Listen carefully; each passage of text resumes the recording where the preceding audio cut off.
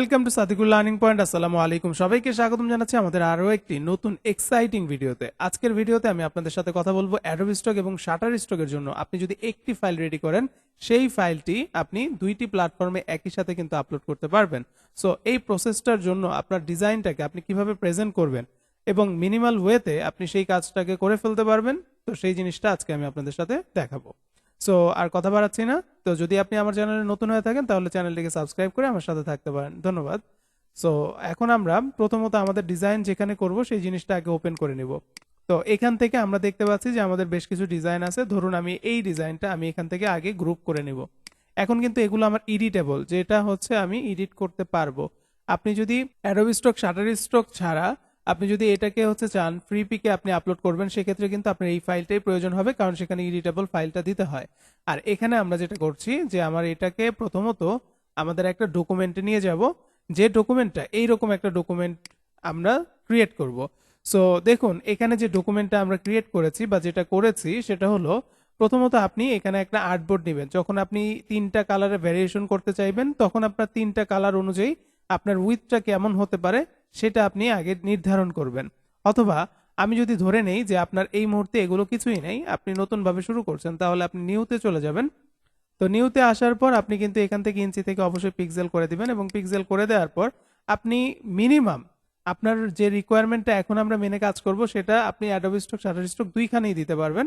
তো তার জন্য আপনি অবশ্যই 3000-এর উপরে উইথ অথবা হাইট সেটা যাতে কখনোই 3000-এর নিচে না যায়। ফর এক্সাম্পল আপনার এমন হতে পারে কোনো একটা সাইট থেকে আপনার 4000 হচ্ছে উইথ, কখনো আপনার হচ্ছে হাইট হয়ে যাচ্ছে 7000, কোনো অসুবিধা নেই। আপনার যদি 3000/3000 হয় তাও কোনো অসুবিধা নেই। অর্থাৎ আমাকে মাথায় রাখতে হবে 3000-এর নিচে যাতে আমি না যাই, এইটুকু আমি ইনশিওর করব। সো এটার জন্য ধরে নিন আমি এখানে দিলাম উইথ 3200 এবং আমি এখানে হাইট ধরেন হচ্ছে দিলাম 3000। যেহেতু এটা আমার সর্বনিম্ন, আমি কিন্তু 2999 দিতে পারবো না, এটা আমি দিব। ওকে, আমি আসলে এটা এইভাবে এই জন্য প্রেফার করি যে আপনার কোয়ালিটিটা যাতে ঠিক থাকে। তো আমরা 4000 দিলাম, এটা দিলাম 3000। দেন আমরা যদি হচ্ছে ক্রিয়েট করি তাহলে আমরা একটা ডকুমেন্ট পাচ্ছি এইরকম। সো এই ডকুমেন্টটায় এখন আপনি এইরকম ভাবে কাজ করতে হলে আপনার শ্যাডো প্রয়োজন হতে পারে। তো আপনাদেরকে একটা শর্টকাট একটা টিপস দিয়ে দিই, সেটা হচ্ছে আপনি ফ্রি পিকে যাবেন, শ্যাডো লিখে সার্চ করবেন, সেখানে আপনি এরকম শ্যাডোর বেশ কিছু বান্ডিল কিন্তু পাবেন। ওগুলো আপনি ডাউনলোড করেও আপনি চাইলে কিন্তু ব্যবহার করতে পারবেন। লাইক আমি যদি এখান থেকে আমি দেখাই যে আমার এখানটায় একটা শ্যাডো আপনাদেরকে দেখিয়ে দিচ্ছি এরকম। ওকে, সো এইরকম শ্যাডোগুলো আপনি ফ্রি পিক থেকে ডাউনলোড করতে পারবেন। দেন এটাকে আনগ্রুপ করে আপনি কিন্তু এই শ্যাডোটা আমি এখানে ইউজ করেছি, তো এই শ্যাডোটাকে এখন আমরা এখানেও নেব। তো তার জন্য প্রথমত আমার শ্যাডোটা যদি প্রয়োজন হয় আমি এই শ্যাডোটাকে এখান থেকে টান দিয়েও ধরে নিতে পারি, আমি চাইলে এখান থেকেও টান দিয়ে ধরে আমার এখান থেকে নিয়ে আসতে পারি। সো যখন আমি এই কাজটা করলাম তারপরে আমাদের কাজটা হবে আমরা এটাকে যে কোনো একটা পজিশনের তো রাখতে পারি, আমাদের হচ্ছে ডিজাইন অনুযায়ী ছোট হবে বড় হবে এটা স্বাভাবিক। তো এটাকে সাথে রাখলাম। তো এখানে তো আমরা কোনো একটা ব্যাকগ্রাউন্ড কিন্তু দেই নাই, তাই না? আর আমি এখান থেকে আবার এই যে আমাদের আর্টবোর্ডটা, এটাকে যদি চাই যে আমার এখানে উইথটা আর একটু বেশি দেব, তো ধরেন আমি এখানে 5000 দিলাম। তো এটা একটু আপনার উইথের দিক থেকে বেশি আসলো, ঠিক আছে? এখন আমার ডিজাইনটাকে আমি নিয়ে আসি, এই ধরেন আমার ডিজাইনটা এখান থেকে ধরেন আমি এখানে নিয়ে আসলাম।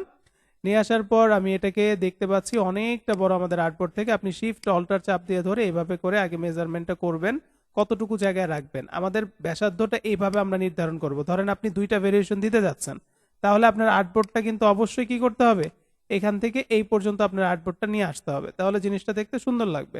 আপনি যদি তিনটা ভেরিয়েশন দেন তাহলে অবশ্যই আপনাকে একটু স্পেস বা জায়গা কিন্তু আগে থেকে নিয়ে নিতে হবে।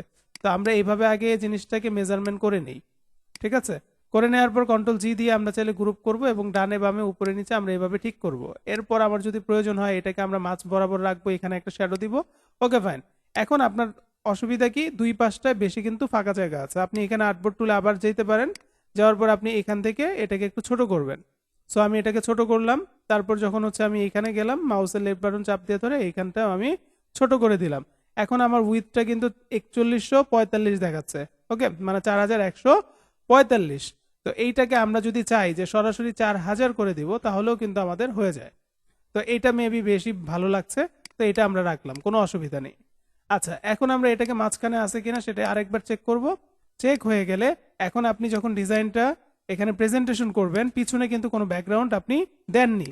তো এখন একটা ব্যাকগ্রাউন্ড দেওয়ার জন্য ফার্স্ট অফ অল জাস্ট এখান থেকে আপনি এই পর্যন্ত একটা শেপ নেবেন, অ্যারেঞ্জ থেকে আপনি সেন্ড টু ব্যাকে দিবেন। সো সেন্ড টু ব্যাকে দেওয়ার পর আমি এটার যে কালারটা সেটাকে হালকা একটু গ্রে টাইপের এরকম অফ হোয়াইট এরকম দিলাম। তো তারপর আমি আরেকটা শেপ নিব, নিচের শেপটাকে কন্ট্রোল সি দিয়ে কপি করছি, কন্ট্রোল অ্যাপ দিয়ে এটার উপরেই কিন্তু আরেকটা পেস্ট হয়। তো আমি এই উপরেরটা যেহেতু সিলেক্ট করা, আমি জাস্ট এখান থেকে এটাকে ধরেন এই পর্যন্ত নিয়ে আসলাম। নাও এটাকে যদি আমি আরেকটু ডার্ক দিই তাহলে জিনিসটা দেখতে কিন্তু ভালো লাগবে এরকম। তো এইটা আমি সিম্পল প্রেজেন্টেশন হিসেবে করলাম। তো এখন আসলে অনেকেই আসলে চিন্তা করে যে আমরা তাহলে অ্যাডোবি স্টকের মধ্যে আমরা একদম প্রেজেন্টেশন করে কিভাবে দিতে পারি। দেখেন, তার জন্য কিন্তু আসলে আপনার যে এটা দরকার এমন কিন্তু কোনো কথা নেই। আপনার সেই জায়গায় যখনই আপনি ফাইলটা দিবেন তখন কিন্তু ফাইলের সাইজটা বেড়ে যায়, ফাইলটা ভারী হয়ে যায়। আপনার মার্কেট প্লেসে কিন্তু কখনো কখনো আপনার এক একটা 30 এমবি, 40 এমবি, 60 এমবি এরকম একটা রিকোয়ারমেন্ট থাকে, যাতে মেইন ফাইলটা এর থেকে বেশি না হয়ে যায় সাইজটা। ফাইলটাকে অনেক বেশি স্ট্যান্ডার্ড লাগবে যদি আপনি মিনিমাল ওয়েতে কাজটা করেন। এখন আপনি যদি মনে করেন যে আপনি একদম প্রেজেন্টেশন যেরকমটা ফটোশপ দিয়ে মোকআপ করে প্রেজেন্ট করে তারপরে এখানে দিবেন, তাহলে সেইটা কিন্তু আপনার যে সফটওয়্যারটা ওই ফটোশপের ওই ফাইল কিন্তু এখানে সাপোর্ট করবে না। আবার যদি ইলাস্ট্রেটরের কোনো ফাইল নিয়ে তারপর প্রেজেন্টেশনটা করেন তখনও দেখবেন আপনার ফাইলের যে সাইজটা সেটা কিন্তু অনেক বেশি ভারী হয়ে যাবে, এবং আপনার ওখানে কিছু ইফেক্টেরও কাজ থাকবে। আর ওই ইফেক্টের কাজগুলো থাকলে অ্যাডোবি স্টক, শাটার স্টক থেকে কিন্তু আপনি রিজেক্ট খাবেন, নিশ্চিত থাকেন। তো তার জন্য আমরা যে ওয়েতে আমি এখন দেখাচ্ছি এইভাবে কাজ করলে আশা করি সবাই আপনারা প্রেজেন্টেশনটা সহজে করতে পারবেন, প্লাস আপনারা এগুলো আপলোড করতে পারবেন ইজিলি এবং অ্যাপ্রুভও হবে। তো আমি এখান থেকে যেটা করব, আমার এটা যেহেতু গ্রুপ করা, আমি এখান থেকে আনগ্রুপ করছি। প্রথমত এটার সাথে এটাকে মাঝ বরাবর নিব, নেয়ার পর এটাকে আমি আরেকটু উপরের দিকে তুলে দিলাম এবং এটাকে আমি আমার শ্যাডোটাকে একটু ছোট করে নিব এই। তো যখন আমার এটাকে আমি এখান থেকে এখানে পারফেক্ট ভাবে বসায় নিব, এখন আমার কাজ আমার এই জায়গায় আমি নীল কালারটাই রাখতে যাচ্ছি। তো এখন আমার এখানে তো এডিটেবল টেক্সট আছে, তাই না? তো এইটা কি আমার রাখা যাবে? আমরা সর্বপ্রথম যেটা করব, একটা ডিজাইন যখন এভাবে আপনি রাখবেন, এই ইমেজটা রাখা যাবে না। তো আমরা লেয়ার অপশনে যাব, লেয়ার অপশনে যে দেখতে পাচ্ছি এটা এই ডিজাইনের ইমেজ। তো আমরা এখানে ক্লিপ গ্রুপের এখানে লিখে দিব ইমেজ হেয়ার। এই জিনিসটা অনেকের বুঝতে একটু অসুবিধা হয়, তো ভালো মতো খেয়াল করেন। আমি ঠিক এই জায়গায় একটা ক্লিক করব, এখানে একটা সিলেক্ট করে এখানে একটা ক্লিক করে ডুপ্লিকেট ক্লিপিং পাথ। উপরে যেটা আছে এটা আমার ক্লিপ নাম দিব, আর নিচে যেটা আছে এটার মধ্যে আমরা ইমেজ নাম দিব। এবং এই ইমেজের যে লেয়ারটা এটার ডান পাশে এখানে এসে সার্কেলে একটা ক্লিক করব, কালারে চলে যাব, এখান থেকে একটা গ্রে কালার দিয়ে দিব। তারপর আপনার কাজ শেষ, শুধু ইমেজটাকে সিলেক্ট করে আপনি এখান থেকে কি করবেন, ডিলিট করে দিবেন। That's it. এটা আপনার ফার্স্ট কাজ। সেকেন্ড কাজ, আমার নিচের যে ডকুমেন্ট দুইটা, এখানে একটা শেপ, এটা একটা শেপ, কন্ট্রোল 2 দিয়ে যদি লক করে দিই তাহলে কিন্তু এগুলো নড়াচড়া করবে না। এরপর আমি তাহলে সহজেই কিন্তু এই পুরো জিনিসটাকে কিন্তু সিলেক্ট করতে পারতেছি। সিলেক্ট করব, আমি এখানে মেনু থেকে টাইপে যাব, টাইপে থেকে ক্রিয়েট আউটলাইন করব। তো ক্রিয়েট আউটলাইন করার সাথে সাথে টেক্সটগুলো সব ভেঙে যাবে, এবং তারপর অবজেক্টে যাব, এক্সপ্যান্ড অ্যাপিয়ারেন্স করব একবার, আরেকবার করব অবজেক্ট এক্সপ্যান্ড। এরপর আপনার সামনে এরকম একটা আপনি ডায়লগ বক্স দেখতে পারবেন, দেন ওকে। সো এইটা যখন আমার হয়ে যাবে, এখন আমার কিন্তু এইটা ডান। এখন আমি পুরোটাকে সিলেক্ট করা অবস্থায় গ্রুপ করে দিব। তো গ্রুপ করে দিলে আমার সুবিধাটা কি? গ্রুপ করে দিলে আমার সুবিধা এই জায়গায় যে আমি এটার মধ্যে লিখে দিব ব্লু, অর্থাৎ এটা আমার ব্লু থাকবে। আচ্ছা, এখন আমার নিচেরটা কিন্তু লক করা, তাহলে আমার এইটা আমি চাইলে কিন্তু লক করতে পারি, এবং আমি আরো একটা এখান থেকে সিলেক্ট করব, এটা এবং এটা দুইটাকে লক করে কন্ট্রোল 2 দিয়ে লক করব, মাঝখানেরটা এইভাবে রাখবো। আচ্ছা, এটাও করতে পারেন যে আপনি আবার এটাকে তাহলে এক্সপ্যান্ড করা লাগবে, তাহলে আমরা শর্টকাট একটা ওয়ে অবলম্বন করব। এখানে এইটাও ডিলিট করে দিচ্ছি, এটাও ডিলিট করে দিচ্ছি। সুবিধা কি? এখন এই যে এটা আছে, অল্টার চাপ দিয়ে ধরে কি আপনি এটাকে একটা কপি নিতে পারেন, কন্ট্রোল ডি প্রেস করবেন আর একটা কপি হয়ে যাবে। তো তিনটাকে আবার কন্ট্রোল জি দিয়ে গ্রুপ করে আপনি এটার সেন্টার পজিশনে আগে নেবেন। ওকে, এই আমার সেন্টার পজিশন।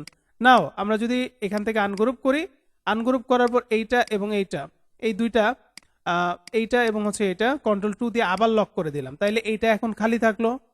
আপনি এবার টুলস থেকে চলে যাবেন কোথায়, ম্যাজিক 1 টুল। তো ম্যাজিক 1 টুলটা আমি সিলেক্ট করলাম, করার পর আপনার এখানে শেপটা কি কালারের নিয়েছেন, নীল। তো নীলের উপর একটা ক্লিক করবেন, করার পর দেখেন যত নীল কালার পাবে সে এখানে সবগুলো কিন্তু সিলেক্ট করবে। এবার যদি আপনি এই আপনার ফিল কালার থেকে এখানে গিয়ে যদি আপনি একটা লাইট কালার এরকম অরেঞ্জ কালার দিয়ে দেন, দেখুন এখানে কিন্তু আমার সব অরেঞ্জ কালার হয়ে গেল। এখন আমি আবার কন্ট্রোল অল্ট 2 দিয়ে সব আনলক করলাম, করার পর এখন আমি এই দুইটা ফাইল এবং হচ্ছে নিচের আর্টবোর্ডটা সহ সব কন্ট্রোল 2 দিয়ে লক করলাম, তাহলে খালি থাকলো শুধু এটা। এখন যদি আপনি ম্যাজিক ওয়ান টুলটা নিয়ে আবার এখানে ব্লু কালারের উপরে একটা ক্লিক করে এখান থেকে কোনো একটা কালার পরিবর্তন করে দেন, এবং সেটা যে কোনো কালার হতে পারে, যে কোনো কালার, ঠিক আছে? তো এইটা যদি আপনার হয়ে থাকে তাহলে কিন্তু আপনি এইভাবে রেখে দিতে পারেন, তাহলে 3টা কালার ভ্যারিয়েশন করা কিন্তু খুব ইজি হয়ে গেল আপনার জন্য। আর যদি ধরে ধরে এক একটা করে কাজ করতেন তাহলে অনেক বেশি কিন্তু সময় আপনার লাগতে পারতো। তো ব্যাপারটা আশা করছি আপনারা ক্লিয়ার হয়েছেন। এখন আপনি যদি ফাইলটা সাবমিট করতে যান অবশ্যই আপনার কিন্তু লেয়ারগুলো আনলক রাখতে হবে। যেমন এখানে একটা শেপ নিয়েছি, এটা আমি দিলাম শেপ 1, এবং রেক্টেঙ্গেল যেটা নিয়েছি এখানে আমি দিয়ে দিলাম বিজি। আর উপরের দিকে আমার এখন দেখতে হবে ব্লুটা তো ব্লুই লেখা আছে, এখন এটা হচ্ছে আমার অরেঞ্জ, অরেঞ্জটায় আমার লিখে দিতে হবে এখানে অরেঞ্জ অথবা ইয়েলো যেটাই দেন দিবেন। তারপর হচ্ছে আপনার এখানে কি আছে, আপনার এখানে ধরেন হচ্ছে পার্পল এরকম একটা কালার, তো এটা আপনি দিয়ে দিলেন। তো এইভাবে আপনার যখন পুরো ভেরিয়েশনটা হয়ে গেল পুরোটাকে সিলেক্ট করবেন, একটা গ্রুপ করবেন এবং এই গ্রুপের মধ্যে লিখে দিবেন অবজেক্ট। দ্যাটস ইট, আপনার ফাইনাল ফাইল কিন্তু রেডি। এখন আমার এটা সেভ করার জন্য আমি সেভ অ্যাসে যাব, সেভ অ্যাসে আসার পর আমি এখান থেকে ইপিএস ফাইলে যাব, আমার ইপিএস ফাইলে যাওয়ার পর আমি ধরেন আর তারপর হচ্ছে আমি এখানে দিয়ে দিলাম 4, এটা হচ্ছে ধরেন আমি নাম দিলাম, দেন আমি সেভ, সেভ করার পর এখান থেকে আমরা ইলাস্ট্রেটর 10 ইপিএস দেন ওকে। ওকে, গ্রেট। সো এই হচ্ছে আমাদের প্রেজেন্টেশনের ব্যাপারটা। আপনি যখন এই ফাইলটা যেটা আমরা সেভ করলাম সেভ অ্যাজ দিয়ে, আপনি এই ফাইলটা সরাসরি আপনার শাটার স্টকে আগে আপলোড দিবেন, এবং সেখান থেকে আপনি হচ্ছে অ্যাডোবি স্টকেও চাইলে আপলোড দিতে পারেন, আবার অ্যাডোবি স্টকে আগে দিয়ে পরে চাইলেও শাটার স্টকে দিতে পারবেন। তাহলে আর আপনার সেকেন্ড টাইম এই ফাইলটা নিয়ে কোনো কাজ করতে হবে না। তো আশা করছি আপনারা সবাই বিষয়টা বুঝেছেন। যদি না বুঝে থাকেন কমেন্ট করবেন। এই ধরনের আরো ভিডিও পেতে আমাদের চ্যানেলের সাথে থাকবেন। আসসালামু আলাইকুম।